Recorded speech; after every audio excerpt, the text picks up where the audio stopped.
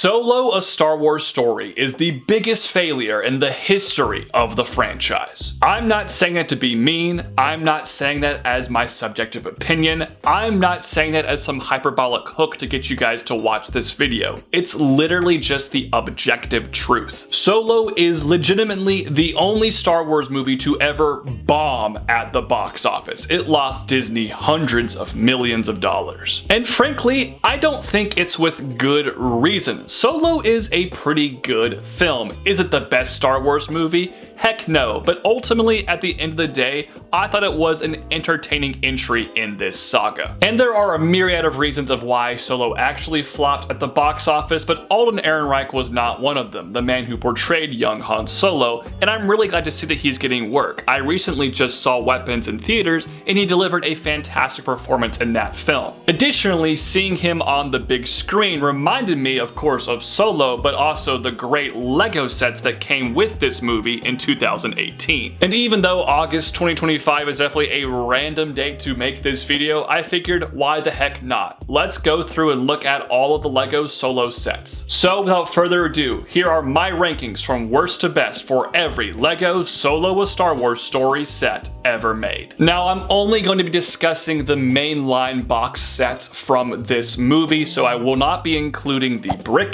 the buildable figures, or the polybags. That leaves us with just 8 sets that all came out in 2018, so now let's dive into the countdown. Number 8. 75217 Imperial Conveyex Transport. Before I badmouth this set, which I legitimately think is the only bad set that came from Solo: A Star Wars Story, I wanted to highlight how good of an action scene this set is based on. This is the first major set piece in the movie, and it's a dang good sequence. I really love this scene, and I think the Conveyex is a fun concept for a Star Wars movie. Obviously, Star Wars is chock full of spaceships and speeders and tanks, and you'll see pretty much all of those types of vehicles in this video, but trains ain't really something we get too often from this franchise. And the monorail design that's mirrored on the top and bottom of the Conveyex I always thought looked really cool, and that could make for a very interesting Lego set. Unfortunately, it's just half of the Conveyex, but I kind of get why Lego might do that,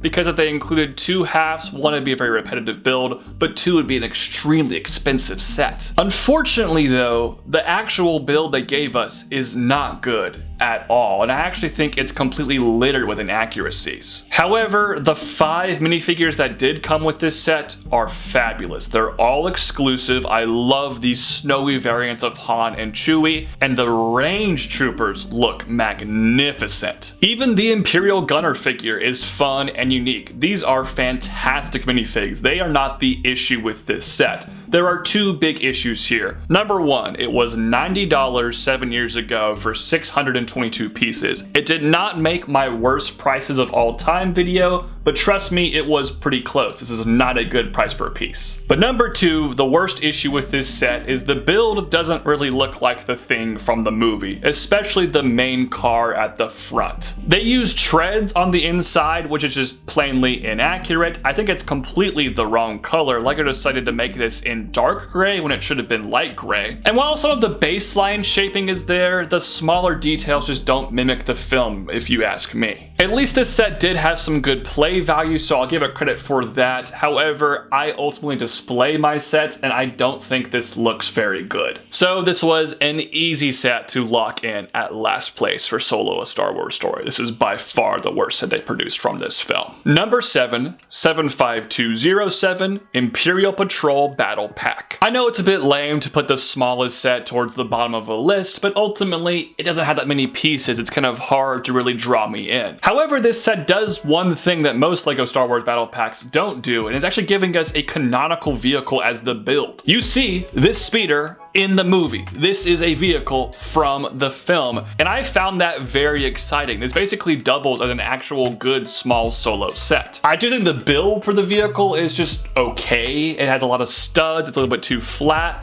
but I'm just glad it's not something Lego made up entirely. The 2 Patrol Trooper minifigures that they included here were fantastic. I love the look of those figs. The other 2 figures though are just not army buildable characters, and felt like a waste of space. Like, imagine if you swapped out those Imperial officer figures and included stormtroopers or something. That would have been so much better. As it stands, I actually really do appreciate this set, and I would say it's a darn good set, but not a great army buildable battle pack, which is why it's ultimately only at number 7 on my list. Number 6, 75210, Moloch's Land Speeder. Even though this is in the bottom half of today's video, I actually think this is a good set that was a good deal for $40 with 464 pieces back in 2018. And this build was chunky, it had a lot of play value, it wasn't a bad set by any means. The minifigures, especially Moloch, were cool. I also like the Corellian Hounds quite a bit. The reason it's a bit lower is because this vehicle in universe, this is not really Lego's fault,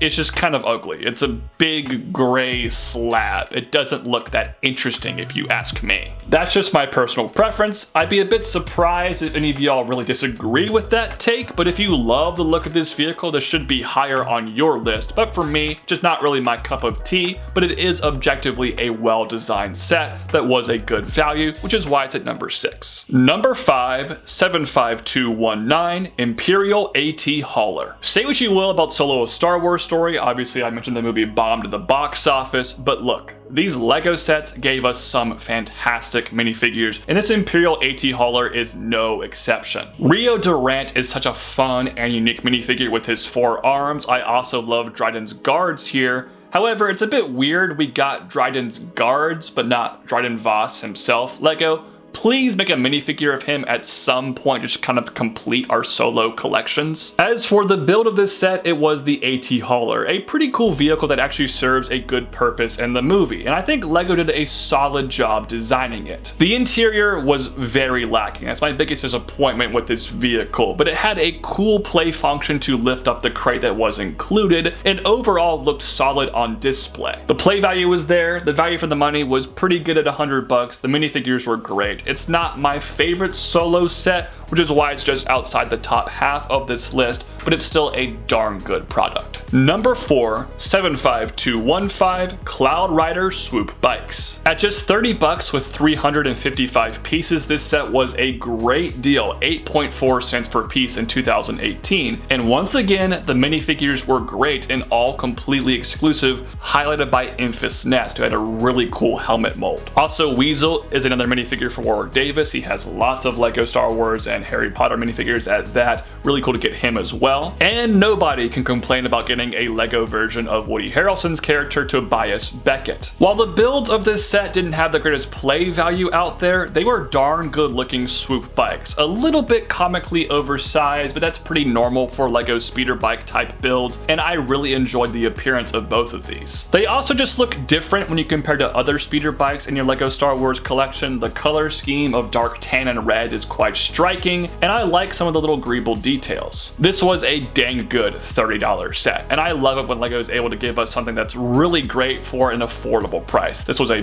big winner in my opinion, but somehow not the best $30 set from this movie. Number 3, 75212, Kessel Run Millennium Falcon. I bet a lot of you thought this set was going to wind up at number 1. It is the Millennium Falcon, after all, the flagship set of the movie. And look, I think this is a darn good version of the Lego Millennium Falcon, and obviously it's highly unique because it's white and blue. Additionally, the minifigure lineup here is out of this world. These are some of the best Lego Star Wars minifigures I've ever seen, highlighted by the Lando Calrissian figure here that looks brilliant. Quay Tulsa is also a very cool figure to get in this set because he's part of the Pike Syndicate, and they have reappeared in a lot of subsequent Star Wars material, so that's a desirable character to get. So why is this set not number 1? Well, it's mainly due to the fact that I don't particularly love this template design for the Millennium Falcon.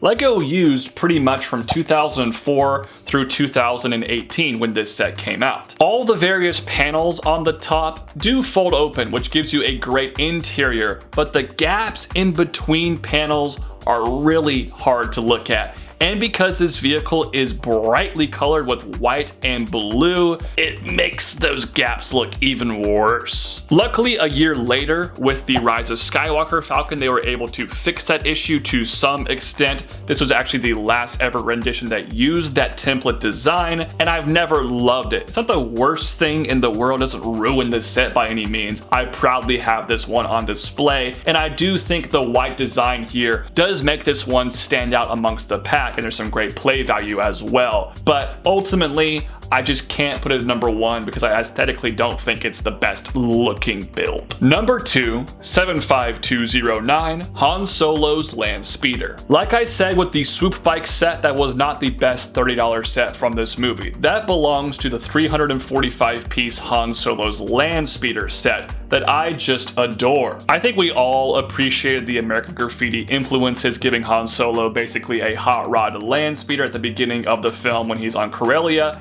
and I think the design was really cool in the movie, and LEGO replicated it perfectly in the minifigure scale. For 30 bucks, this was jam-packed full of play value. No space was wasted here whatsoever, and it's also a great display piece as well. The exclusive Han Solo and Kira figures looked great. Also, the Corellian Hound was a nice addition. This is just a perfect $30 LEGO Star Wars set, and it actually made my top 25 sets of all time video. That's how much I love this thing. I know it's a bit weird and unusual to have this type of set super high in a video, but I unapologetically think this is one of the best LEGO Star Wars sets ever made. It's that cool. But it's not number 1. That spot belongs to set number 75211, Imperial TIE Fighter. Not only did this set appear in the aforementioned top 25 Star Wars sets of all time video, it was also number 1, spoiler alert, in my TIE Fighter ranking video for every minifigure scale TIE Fighter LEGO has ever made.